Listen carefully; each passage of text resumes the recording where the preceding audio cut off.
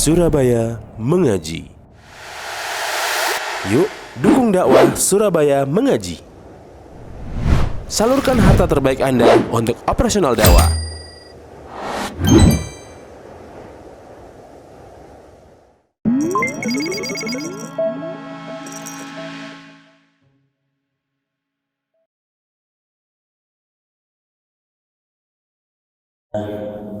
Nahmaduhu wa nasta'inuhu wa nastaghfiruh wa na'udzu billahi min syururi anfusina wa min sayyiati a'malina.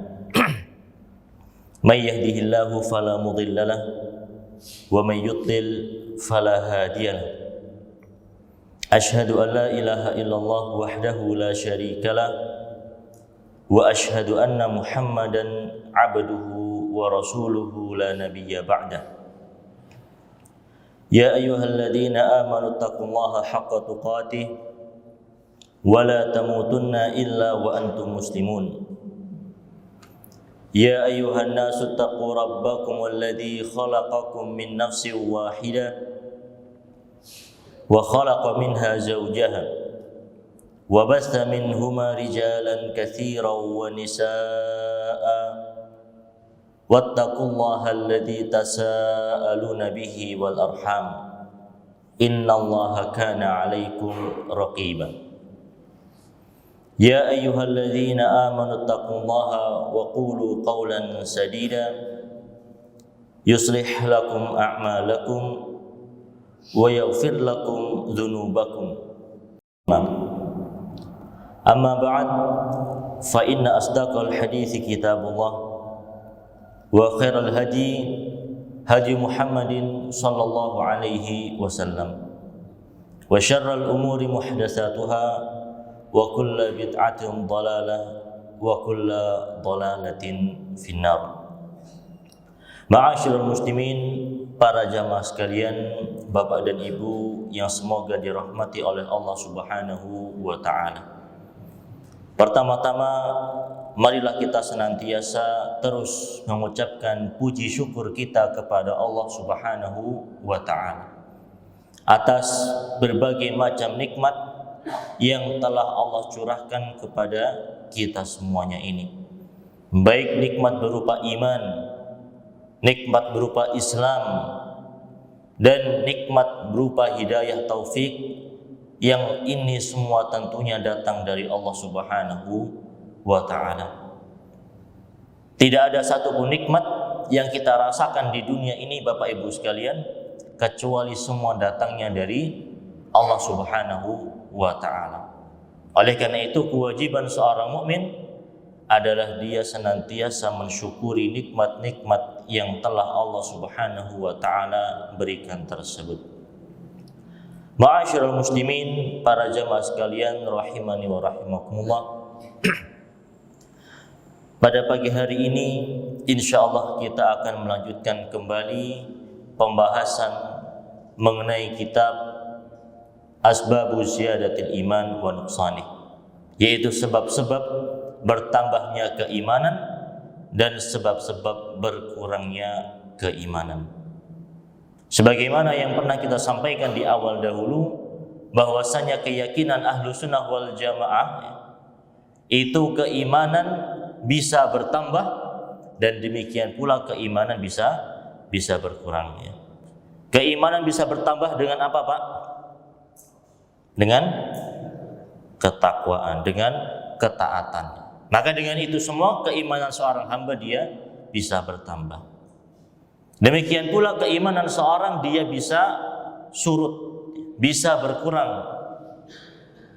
Maka dengan apa surut dan berkurangnya iman seorang hamba? Dengan berbuat kemaksiatan-kemaksiatan.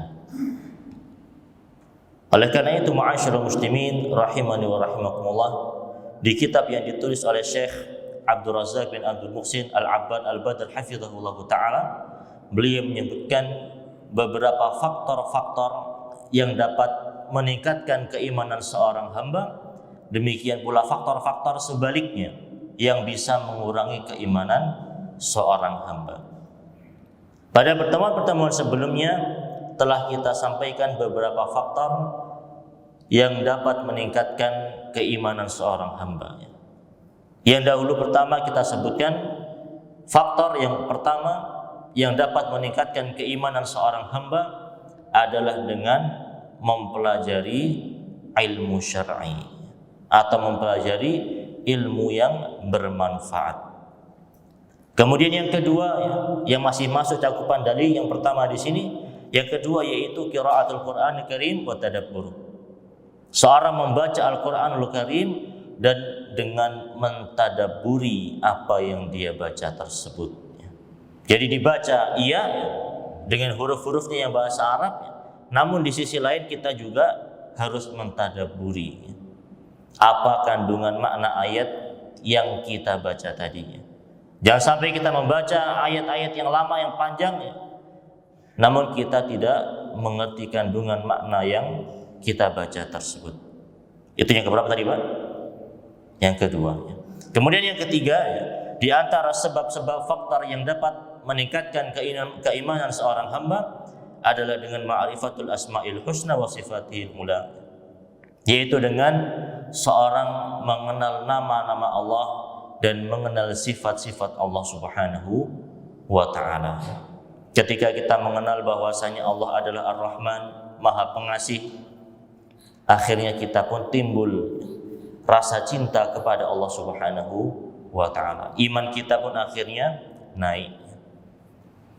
Ketika kita mengetahui bahwasanya Allah syadidul iqab, Allah sangat berat sisanya, Allah sangat berat azabnya, maka dengan itu pula kita semakin memohon ampun, bertobat, beristighfar kepada Allah Subhanahu wa ta'ala, dan naik pula keimanan yang kita miliki. Maka dengan seorang mengetahui nama-nama dan sifat Allah Subhanahu wa ta'ala, keimanan seorang hamba bisa bertambah dengan apa yang dia pelajari dari nama-nama dan sifat Allah Subhanahu wa ta'ala.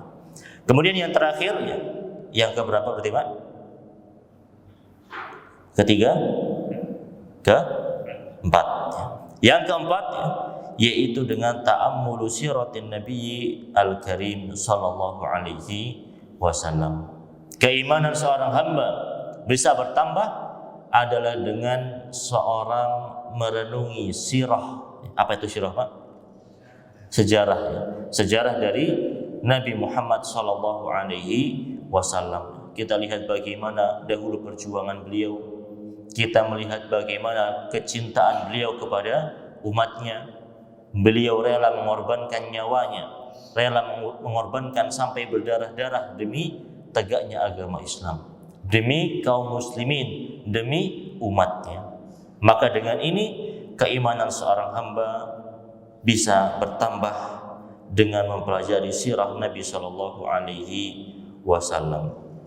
Kemudian berikutnya, ma'asyiral muslimin rahimani wa rahimakumullah, di antara faktor, di antara sebab yang dapat meningkatkan keimanan seorang hamba yang kelima, yaitu ta'ammulu mahasinid dinil islami.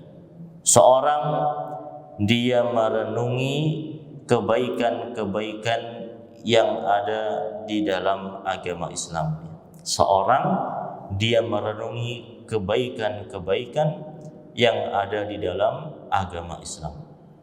Dijelaskan di sini, fa inna dinal islamiyya kulluhu mahasin.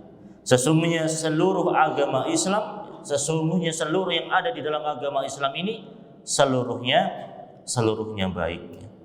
Maka jangan dikira ketika kita mengatakan merenungi kebaikan-kebaikan dalam agama Islam itu dapat meningkatkan keimanan seorang hamba. Maka jangan sampai kita kira, Pak, akhirnya kita mengira, oh berarti Islam itu ada yang baik, ada yang tidak baik. Maka kita mengatakan tidak. Sesungguhnya seluruh perkara yang ada dalam agama Islam ini seluruhnya terkandung di dalamnya kebaikan-kebaikan. Aqaiduhu asahul aqaid wa asdaquha wa anfa'uha. Demikian pula keyakinan-keyakinan, akidah-akidah yang ada dalam agama Islam merupakan akidah yang paling sahih, akidah yang paling benar, dan akidah yang paling bermanfaat bagi umat manusia.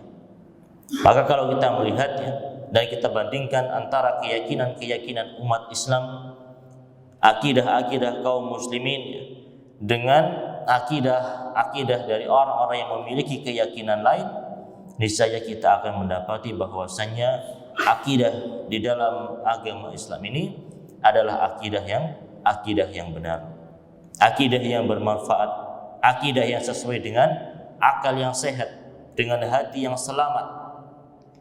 Dan kalau kita melihat ya, Bapak Ibu sekalian, bagaimana keyakinan-keyakinan dalam agama lain atau dalam keyakinan lain, niscaya terkadang kita mendapati hal-hal yang kontradiktif, hal-hal yang berlawanan. Namun dalam agama Islam, hal tersebut adalah hal yang tidak ada.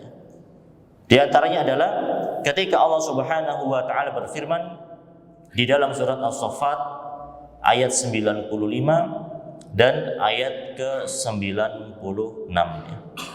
Dalam surat As-Saffat ayat 95 dan ayat 96, Allah Subhanahu wa taala berfirman mengenai kisah Nabi Ibrahim. Qala ata'buduna ma tanhitun wallahu khalaqakum wa ma ya'malun. Allah berfirman, dan Nabi Ibrahim berkata kepada kaumnya, ata'buduna ma tanhitun, apakah kalian akan menyembah Tuhan-Tuhan, sesembahan-sesembahan yang kalian pahat dengan tangan-tangan kalian sendiri. Wallahu khalaqakum wa ma ta'malun. Sementara Allah Subhanahu wa taala adalah zat yang menciptakan kalian dan apa yang telah kalian lakukan. Maka di sini Nabi Ibrahim membantah kaumnya dengan firman Allah Subhanahu wa taala, apakah kalian menyembah rob-rob yang kalian buat sendiri dengan tangan kalian? Bagaimana mungkin kalian menyembah sesuatu yang kalian buat sendiri dengan tangan kalian? Ini menunjukkan bahwasanya yang kalian sembah itu tidak mampu menciptakan sesuatu. Bahkan mereka sendiri adalah sesuatu yang diciptakan oleh tangan-tangan kalian. Maka akidah dalam agama Islam adalah akidah yang jauh dari perkara-perkara demikian. Demikian pula kalau kita melihat dalam keyakinan-keyakinan lainnya, bagaimana mungkin seorang dia memberi makan atau dia mengagungkan makhluk di antara makhluk-makhluk Allah. Seorang mengagungkan hewan misalnya, yang mana hewan tersebut dia yang memberi makan, dia kasih makannya, dia kasih minum, dia merawat. Namun di sisi lain dia meminta rezeki kepada hewan tersebut, dia meminta keberkahan pada hewan tersebut. Padahal dia sendiri manusia tersebut yang dia memberi makan kepada hewan tadi. Maka bagaimana mungkin kita meminta rezeki kepada hewan yang makanannya saja kita yang mensuplai? Oleh karena itu, ma'asyiral muslimin rahimani wa rahimakumullah, bahwasanya akidah dalam agama Islam adalah akidah yang sesuai dengan akal dan hati yang bersih. Kemudian dijelaskan di sini wa akhlaquhu ahmadul akhlaqi wa ajmaluha, dan demikian pula akhlak yang diajarkan dalam agama Islam adalah akhlak-akhlak yang paling terbaik, akhlak-akhlak yang paling terpuji di antara akhlak-akhlak yang ada. Sebagaimana kita ketahui bahwasanya di dalam agama Islam ini, Bapak Ibu sekalian, Allah Subhanahu wa taala telah melarang kezaliman, sebagaimana disebutkan dalam hadis qudsi, ya ibadi inni haramtu dzulma ala nafsi wa ja'altuhu bainakum muharraman fala tadzalam. Wahai hambaku, sesungguhnya aku telah mengharamkan kezaliman atas diriku, dan aku mengharamkan kezaliman itu pun terjadi di antara kalian. Maka dalam agama Islam, perbuatan zalim adalah perbuatan yang sangat dilarang, baik itu kepada sesama muslim ataupun kepada orang-orang kafir, orang-orang non muslim, orang-orang yang keyakinannya tidak sesuai dengan keyakinan kita. Walaupun kita tidak sama keyakinannya, kita tidak setuju dengan keyakinannya, maka di dalam agama Islam tidak boleh seorang menzalimi orang-orang yang kafir. tidak benar ya. Maka apabila ada orang-orang yang mengaku dalam agama Islam ya, kemudian bermudah-mudahan dalam mengkafirkan saudaranya sesama muslim ya, kemudian menghasut ya, para pengikutnya untuk silakan merampas harta orang tua kalian ya, silakan merampas harta saudara kalian, silakan mencuri ya. Karena sesungguhnya mereka ini kafir ya, boleh diambil hartanya ya. Ini menunjukkan adalah perkara-perkara yang tidak sesuai dengan akal manusia, tidak sesuai dengan firman Allah Subhanahu wa taala. Allah melarang seorang hamba untuk berbuat zalim, baik kepada sesama muslim ataupun kepada orang-orang kafir. Maka bagaimana mungkin ada kelompok yang memerintahkan para pengikutnya untuk melakukan hal-hal yang serupa? Tentu ini adalah jauh dari akhlak yang diajarkan di dalam agama Islam. Wa a'maluhu ahkamuhu ahsanul ahkami wa a'daluha. Demikian pula hukum-hukum, amalan-amalan yang ada dalam agama Islam merupakan amalan-amalan yang terbaik dan amalan-amalan yang paling adil ya. Kalau kita melihat ya Bapak Ibu sekalian rahimani wa rahimakumullah, di dalam agama Islam maka amalan-amalan yang diajarkan adalah amalan-amalan yang terbaik ya. Amalan-amalan yang tidak menzalimi manusia. Demikian pula hukum-hukum yang terkandung di dalamnya adalah hukum yang adil ya. Baik perkara yang besar ya, ataupun perkara yang rinci yang diajarkan dalam agama Islam, maka hukumnya adalah hukum yang adil ya. Walaupun mungkin terkadang ya, ada di antara orang-orang yang membenci agama Islam ini memberikan syubhat ya, memberikan pengaruh-pengaruh buruk ya, mengatakan hukum dalam agama Islam itu tidaklah adil ya. Di antaranya yang biasa disebutkan adalah misalnya dalam hal warisan. Dalam hal warisan ya, laki-laki mendapatkan hak yang sama atau lebih banyak Pak daripada perempuan? Lebih banyak ya. Laki-laki mendapatkan satu ya, adapun perempuan mendapatkan setengahnya. Maka kalau kita melihat secara mendalam ya, dalam agama Islam ya, keadilan itu bukanlah menempatkan sesuatu harus sama ratanya. Dalam agama Islam yang namanya adil bukanlah harus menempatkan sesuatu itu harus sama rata. Misalnya kita memiliki dua anak. Anak kita yang satunya usia SMA, yang satunya lagi di usia TK misalnya. Apakah harus kita samakan Pak uang sakunya? Sama? Kalau sama nanti jangan siap-siap di demo ya sama anaknya ya. Masa saya sakunya sama dengan adik yang masih TK ya. Inilah keadilan dalam agama Islam. Adil tidaklah harus dengan sama rata. Demikian pula dalam perkara warisan. Para ulama menjelaskan mengapa laki-laki mendapatkan bagian lebih banyak daripada perempuan?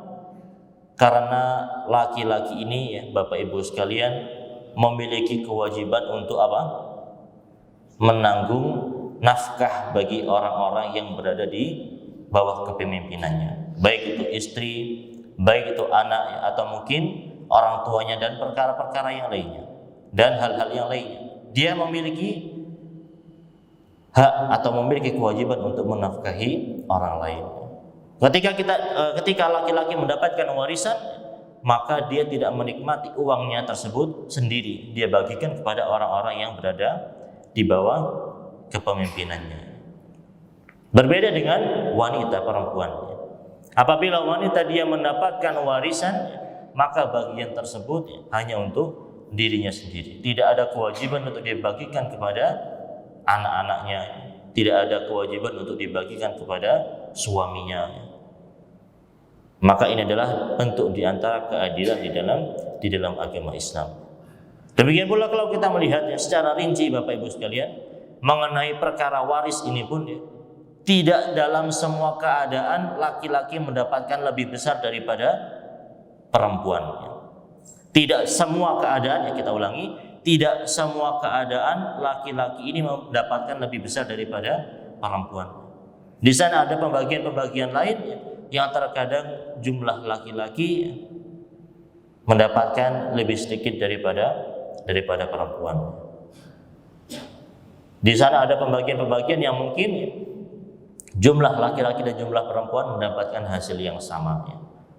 Jadi ini menunjukkan bahwasanya hukum yang ada di dalam agama Islam adalah hukum yang adil, hukum yang jauh dari kezaliman.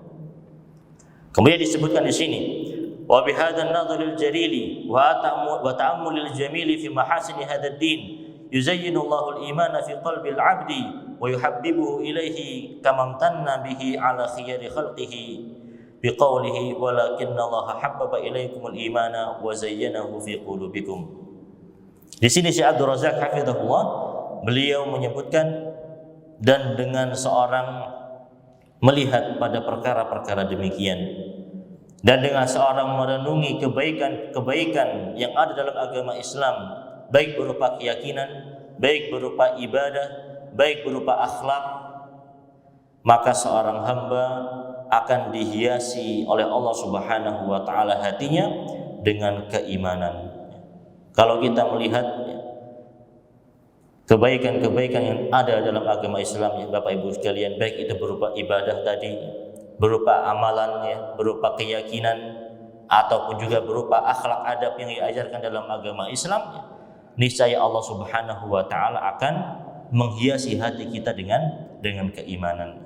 Ini menunjukkan keimanan seorang hamba bisa bertambah dengan merenungi perkara-perkara tadi. Dan demikian pula Allah Subhanahu wa taala akan menjadikan orang tersebut cinta kepada keimanan. Sebagaimana yang Allah Subhanahu wa taala firmankan di dalam surat Al-Hujurat ayat yang ke-7. Dalam surat Al-Hujurat di ayat yang ke-7. Di sini Allah Subhanahu wa taala berfirman, "Walakinnallaha habbaba ilaikumul imana wa zayyanahu fi qulubikum." Akan tetapi Allah Subhanahu wa taala menjadikan kepada kalian condong cinta kepada keimanan, dan Allah menghiasi hati-hati kalian dengan keimanan tersebut. Orang apabila dia telah mengenal Islam dengan baik, dia telah mempelajari agama Islam dengan baik, maka hatinya akan semakin cinta dalam agama Islamnya. Namun kalau seorang ini mempelajari Islamnya dan ternyata hatinya semakin jauh dari agama Islam dan dia semakin benci dalam agama Islam, maka dia perlu memperbaiki diri. Bisa jadi hatinya yang salah, atau bisa jadi dia mempelajari Islam pada kelompok yang salah.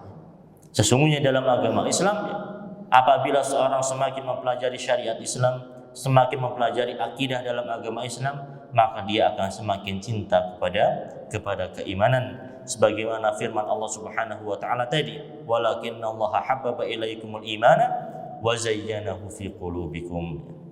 Akan tetapi Allah menjadikan kecintaan kepada kalian dalam masalah keimanan dan menghiasi hati-hati kalian dengan keimanan tersebut. Fayakunul imanu fil qalbi a'dzamul mahbubat. Maka keimanan seorang hamba di dalam hatinya akan menjadi sesuatu yang paling dia cintai. Wa ajmalul asya'i, dan menjadi perkara yang paling indah. Wa bihadza yadhuqul 'abdu halawatal iman wa yajiduha fil qalbihi wa yatajammadul batin bi usulil imani wa haqa'iquh wa tatajammadul jawarihu bi a'malid din bi a'malil iman. Demikian pula seorang hamba apabila dia telah merenungi perkara-perkara kebaikan yang ada dalam agama Islam tadi, Bapak Ibu sekalian, maka dia pun akan merasakan manisnya keimanan. Seorang yang dia tidak memiliki keimanan yang baik, maka dia tidak akan merasakan indahnya, manisnya keimanan. Dia masuk Islam, ya, atau dia berada dalam agama Islam ini biasa-biasa saja, tidak merasakan sesuatu yang indah, tidak merasakan bahwasanya ini adalah sesuatu nikmat dari Allah Subhanahu wa taala.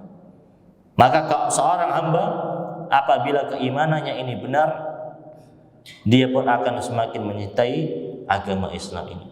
Keimanannya pun akan semakin baik, dan di akhirnya dia akan merasakan manisnya keimanan. Kemudian dijelaskan, walihada fa inna ta'ammula mahasin hadzal din wan nadhara fi ma jaa fihi min awamir wa nawahin wa syara'i wa ahkamin wa akhlaqin wa adabin lamin a'dhamid dawa'i wa dawafi' lid-dukhuli fihi liman lam yu'min. Dijelaskan oleh penulis di sini, oleh karena itu seorang apabila dia telah merenungi kebaikan-kebaikan yang ada dalam agama Islam, dia melihat dengan penuh perhatian apa-apa yang ada di dalamnya dari perintah-perintah ataupun larangan-larangan, baik itu syariat-syariat ataupun hukum-hukum serta akhlak dan adab yang diajarkan dalam agama Islam, maka dia akan mendapati bahwasanya itu semua merupakan faktor yang paling agung yang dapat menjadikan seorang ini masuk ke dalam agama Islam. Oleh karena itu Bapak Ibu sekalian rahimani wa rahimakumullah, terkadang kita ini banyak sekali mendengarnya. Di zaman kita hidup ini, orang-orang yang dia masuk Islam, masuk ke dalam agama Islam karena melihat betapa indahnya syariat Islam, karena melihat betapa adilnya syariat Islam, karena melihat betapa benarnya keyakinan yang diajarkan di dalam agama Islam. Dan ini terkadang adalah perkara yang luput dari orang-orang yang lahir sudah dalam keadaan Islam. Terkadang kita ini luput Pak dari hal-hal ini. Kita lupa bahwasanya Islam adalah nikmat yang Allah titipkan kepada kita. Makanya terkadang kita ini juga merasa biasa-biasa saja dengan keislaman kita. Orang lain sholat, saya juga sholat. Orang lain puasa, saya juga puasa. Orang lain zakat, saya juga zakat. Tanpa ada di dalamnya rasa manis ketika dia melaksanakan sholat, rasa nikmat ketika dia melaksanakan sholat, rasa manis dan nikmat ketika dia berpuasa, rasa manis dan nikmat ketika dia melaksanakan perkara-perkara yang telah Allah Subhanahu wa taala wajibkan. Maka kalau kita melihat dalam agama Islam ini kebaikan-kebaikan yang terkandung di dalamnya, niscaya seorang hamba dia pun akan masuk ke dalam agama Islam ini. Walil istiyadi minhu liman amana. Demikian pula seorang yang sudah beriman sebelumnya, ketika dia melihat kebaikan-kebaikan dalam agama Islam ini, dia pun akan semakin bertambah keimanan hamba tersebut. Bal inna man qawiya ta'ammulah bal inna man qawiya ta'ammuluhu limahasini hadad din wa rasafat qadamuhu fi ma'rifatihi wa ma'rifati husnihi wa kamalihi wa qubha ma khalafahu kana min aqwan nasi imanan wa ahsanahu sabatan alaihi wa tamasukan bihi. Oleh karena itu ma'asyiral muslimin, seorang hamba apabila dia kuat merenungi kebaikan-kebaikan dalam agama Islam ini, maka akan semakin kuat pula keimanannya, akan semakin kokoh keimanannya. Dia akan semakin mengetahui bahwasanya agama Islam ini adalah agama yang baik, agama yang sempurna. Demikian pula dia akan mengetahui bahwasanya keyakinan-keyakinan, ajaran-ajaran lain adalah ajaran-ajaran yang tidak benar, ajaran-ajaran yang tidak benar dan tidak tepat. Wa kana min aqwan nasi imanan wa ahsanahum sabatan alaihi wa tamasukan bihi.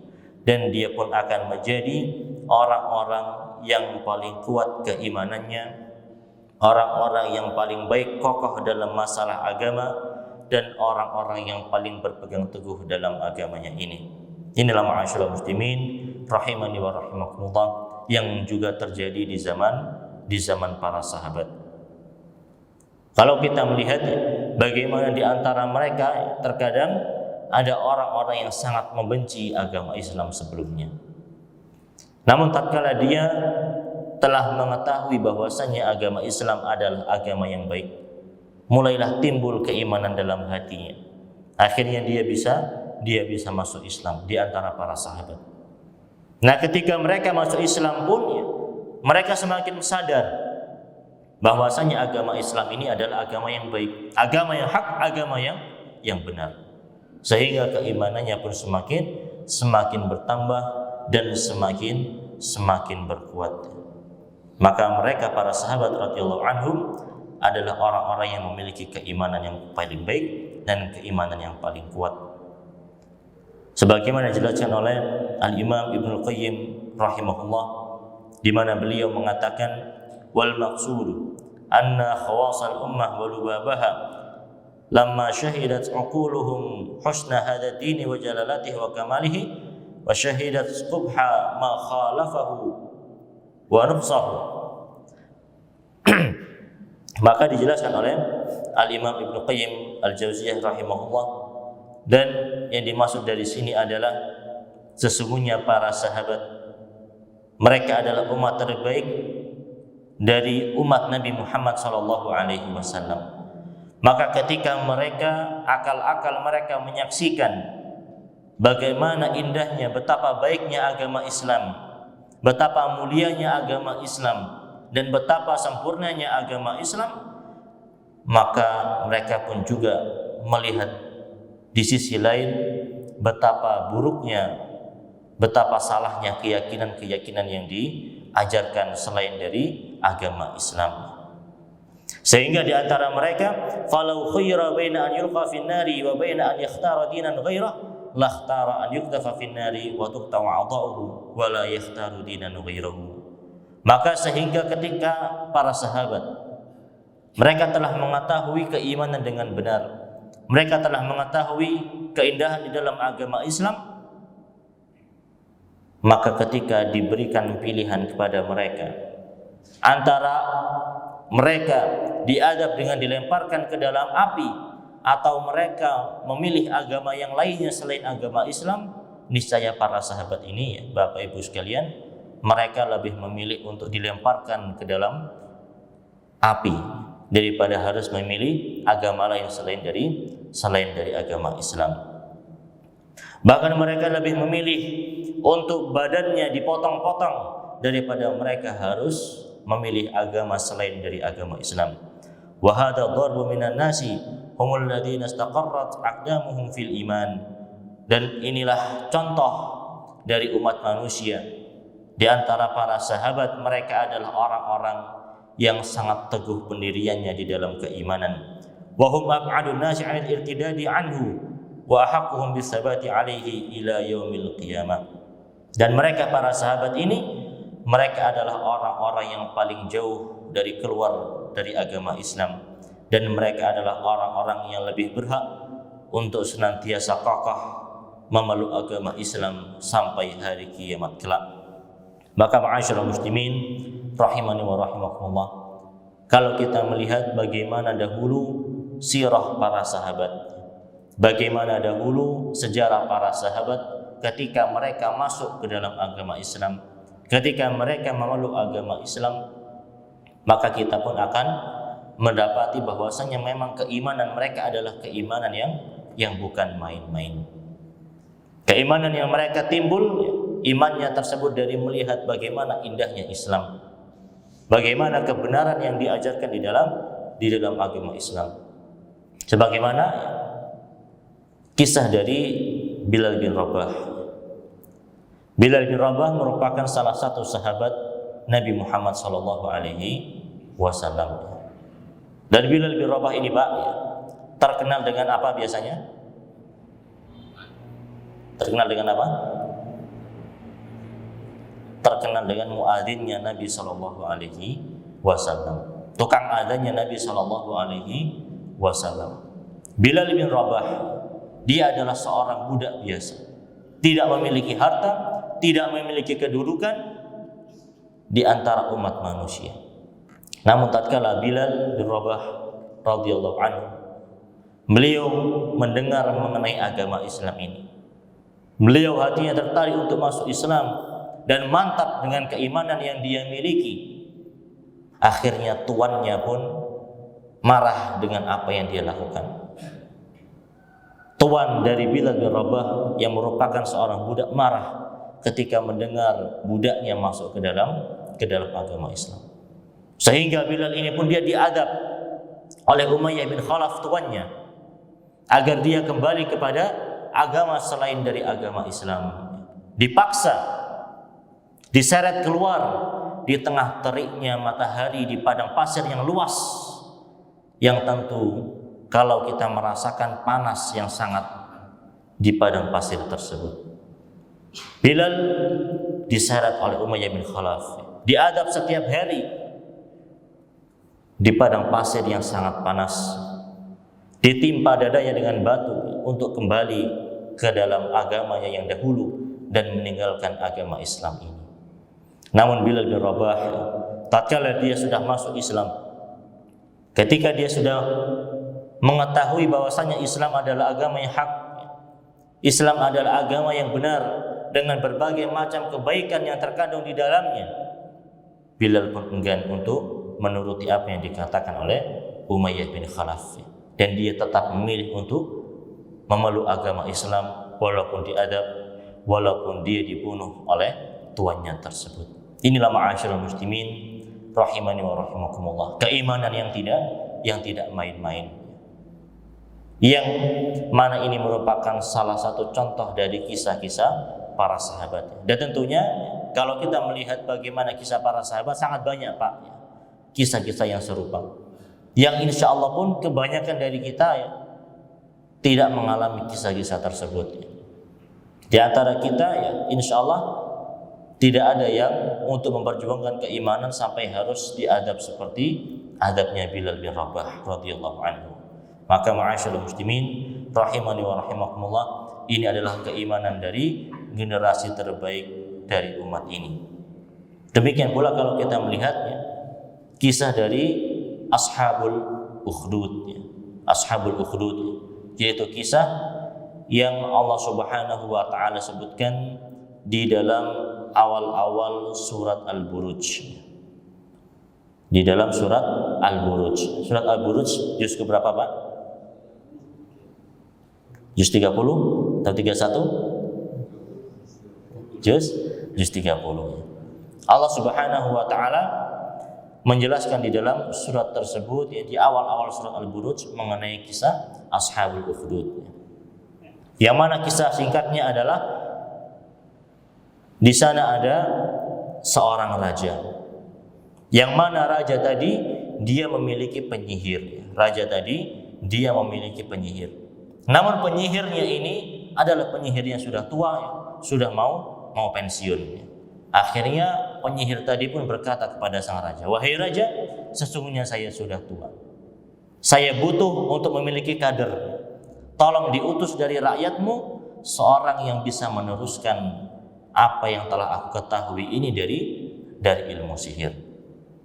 Maka akhirnya sang raja tadi pun mengutus seorang pemuda, seorang pemuda.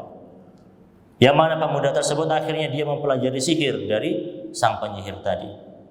Namun di tengah perjalanan dia mempelajari sihir, akhirnya dia pun bertemu dengan seorang rahib, seorang tokoh ahli agama di antara orang-orang Nasrani. Ini sebelum kedatangan agama Islam. Maka dia pun berjumpa dengan seorang ahli agama. Dia pun di samping dia mempelajari sihir, dia juga mempelajari agama lewat ahli agama, tokoh agama tadi. Sampai akhirnya dia pun menimbang-nimbang di antara sihir yang dia pelajari dan agama yang dia pelajari, mana yang lebih baik. Akhirnya hatinya pun condong untuk mempelajari agama Allah Subhanahu wa ta'ala melalui tokoh agama tadi. Akhirnya dia pun meninggalkan untuk mempelajari sihir.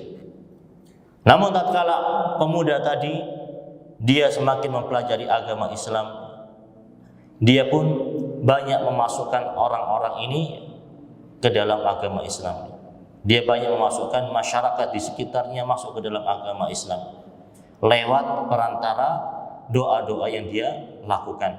Jadi banyak orang-orang yang sakit di daerah tersebut kemudian datang kepada pemuda tadi minta untuk didoakan. Dan pemuda tadi mengatakan, sesungguhnya saya tidak bisa menyembuhkan. Yang bisa menyembuhkan hanyalah Allah Subhanahu wa ta'ala.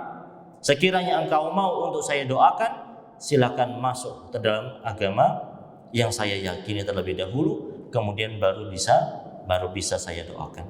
Banyak masyarakat akhirnya masuk ke dalam agama Allah Subhanahu wa ta'ala dan beriman kepada Allah Subhanahu wa ta'ala. Sampai akhirnya terdengar kabar ini, terdengar oleh sahabat dari sang raja. Sahabat raja tadi pun akhirnya ingin juga berobat ke sang pemuda tadi. Karena sahabat raja ini, dia adalah seorang yang buta. Dia ingin matanya sembuh, dia ingin kembali bisa melihat. Akhirnya dia pun mendatangi pemuda tadi. Sama mengatakan, wahai pemuda, sesungguhnya mata saya ini buta, saya ingin untuk disembuhkan. Pemuda tadi mengatakan, sesungguhnya saya tidak bisa menyembuhkan. Yang bisa menyembuhkan hanyalah Allah Subhanahu wa Ta'ala. Sekiranya engkau mau saya doakan, maka silakan yakini bahwasanya Allah adalah zat yang menyembuhkan. Silakan beriman kepada Allah Subhanahu wa Ta'ala. Maka sahabat raja tadi ini, Pak, akhirnya dia pun beriman kepada Allah Subhanahu wa Ta'ala. Kemudian didoakan dan alhamdulillah sahabat dari raja ini pun sembuh. Dia bisa kembali melihat. Kemudian sahabat raja tadi ini dia pergi kepada sang raja melaporkan, alhamdulillah ya sekarang saya bisa kembali melihat. Kemudian sang raja kaget, siapa yang bisa menyembuhkanmu? Bukankah dahulu engkau adalah orang yang buta? Maka sahabat sang raja tadi mengatakan, sesungguhnya yang menyembuhkanku adalah Allah Subhanahu wa Ta'ala. Dan Allah adalah Rabbku, Tuhanku, dan Tuhan dirimu. Akhirnya sang raja pun marah. Semenjak kapan wahai sahabatku? Semenjak kapan engkau meninggalkan agama lamamu dan memiliki keyakinan bahwasanya Allah adalah Tuhanmu? Maka sahabat tadi mengatakan, sesungguhnya saya bertemu dengan pemuda yang dia bisa mendoakan, mengajakku untuk masuk ke dalam agama Allah Subhanahu wa Ta'ala. Akhirnya pemuda tadi pun dipanggil oleh sang raja. Wahai pemuda, sesungguhnya apa benar engkau mengatakan dan mengajarkan bahwasanya Allah adalah Rabbmu, Allah adalah Tuhanmu? Maka pemuda tadi mengatakan, iya, sesungguhnya Allah Subhanahu wa Ta'ala adalah Rabbku, Allah Subhanahu wa Ta'ala adalah Tuhanku. Siapa yang mengajarimu hal tersebut? Tanya sang raja. Maka pemuda tadi mengatakan, sesungguhnya yang mengajari diriku adalah pendeta, adalah rahib, tokoh agama Fulan bin Fulan. Akhirnya dipanggillah tokoh agama tadi. Dan sang raja mengatakan, apakah dirimu yang mengajarkan bahwasanya Allah adalah Tuhan, Allah adalah Rabb semesta alam? Tokoh agama tersebut yang mengatakan, iya, saya mengajarkan kepada masyarakat, kepada pemuda tadi, kepada orang-orang di sekitar bahwasanya Allah adalah Rabb semesta alam, Allah adalah Tuhan semesta alam. Akhirnya sang raja semakin marah. Sehingga pendeta tadi pun dibunuh. Pendeta tadi pun dibunuh oleh sang raja dan meninggal. Kemudian sahabatnya yang tadi sembuh masuk ke dalam agama Allah Subhanahu wa Ta'ala juga diminta, silakan kembali kepada agama lama kamu. Jangan engkau memeluk agama Allah Subhanahu wa Ta'ala. Namun sahabatnya tadi pun enggan dan akhirnya dibunuh sekalian sahabat tadi. Tinggal pemuda tadi seorang diri. Maka sang raja memberikan perintah khusus kepada pemuda tadi, kepada pasukannya, silakan bawa pemuda tadi ke atas gunung dan bunuh pemuda tadi apabila dia tidak beriman kepada agama resmi dari kerajaan kita.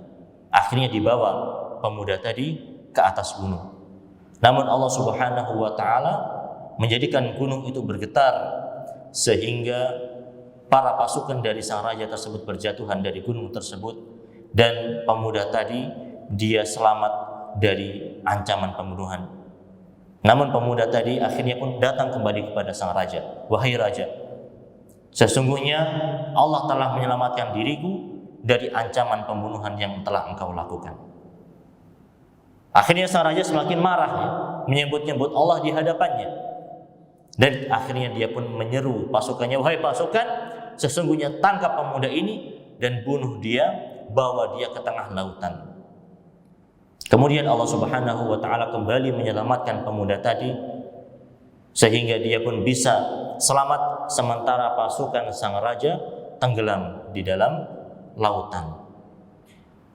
Akhirnya kemudian pemuda tersebut kembali menemui sang raja. Wahai sang raja, alhamdulillah Allah telah menyelamatkan diriku dari ancaman pembunuhan yang telah engkau lakukan. Akhirnya pemuda tadi mengatakan, wahai raja, sesungguhnya engkau bisa membunuh diriku, namun dengan satu syarat. Rajanya tadi penasaran. Apa syarat tersebut? Pemuda tadi mengatakan, engkau bisa membunuhku dengan cara engkau mengumpulkan seluruh rakyatmu. Kemudian engkau menyalibku di tiang ini dan engkau memanahku. Namun sebelum engkau memanahku, engkau mengucapkan Bismillahirrahmanirrahim dengan menyebut nama Allah, Tuhan dari pemuda ini. Apabila engkau melakukan itu semua, niscaya engkau akan bisa membunuhku. Akhirnya benar, Pak. Sang raja tadi mengumpulkan seluruh rakyatnya. Pemuda tersebut dipasung, disalib, dan dia akan dipanah. Sebelum dipanah, orang yang memanah tadi mengatakan Bismillahirrahmanirrahim dengan menyebut nama Allah, Rabb, Tuhan dari pemuda ini. Dipanah dan pemuda tersebut akhirnya meninggal. Melihat kejadian ini, akhirnya masyarakat yang ada dan melihat ketika itu tambah beriman kepada Allah Subhanahu wa taala. Dan sang raja pun akhirnya semakin murka. Dibunuh satu orang yang beriman, tidak malah berkurang, tambah semakin banyak. Masyarakat yang lain akhirnya semakin terpengaruh, semakin masuk dalam agama Islam. Akhirnya sang raja marah dan memerintahkan pasukannya untuk membuat parit yang besar. Di dalamnya diisi kayu bakar dan dinyalakan api. Dan sang rajanya memberikan ultimatum kepada rakyatnya.